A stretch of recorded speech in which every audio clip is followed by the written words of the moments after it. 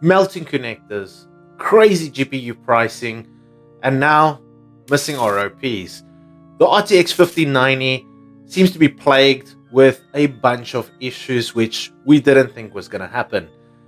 Now, this accompanied with a potential GPU shortage coming and AMD's leaked benchmarks. Let's dive into it. Jumping into the RTX 5090 missing its ROPs. Now, these ROPs are rastering operational pipelines. Now, as you would think, you have a bunch of pipelines. The more pipelines you have, the more water you can move across.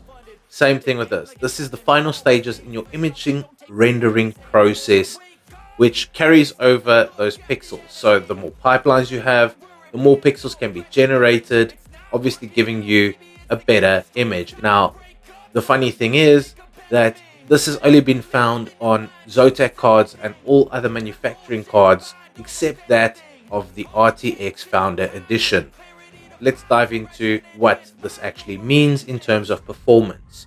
So looking straight off the bat, in comparison with RTX 5090 Founders Edition to the Zotac 5090, you can see that on these ROPs, there is about 8 of them missing or not present.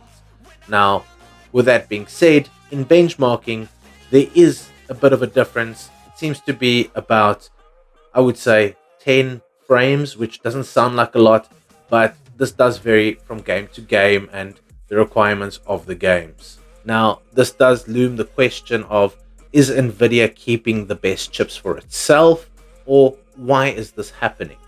If you have an RTX 5090, let us know what your ROP count is. The looming GPU shortage on the RTX 5070 and 5060 chips. Now, not only is Nvidia still busy with these chips in terms of performance and fixing the problems they have with these chips, with the earthquake that has happened in Taiwan, it would seem that we are expecting a GPU shortage to come of this, which is unfortunate because it does mean we are going to struggle getting these cards. Pricing on these cards are going to go through the roof like everything else. If a 10% tariff is not enough, now we have to look at rising pricing due to scalpers, due to shortages, and due to performance delays. Now on to AMD, the star of the show. So the 9070 XT card benchmarks has somewhat leaked, and quite honestly, the performance of these cards is shocking.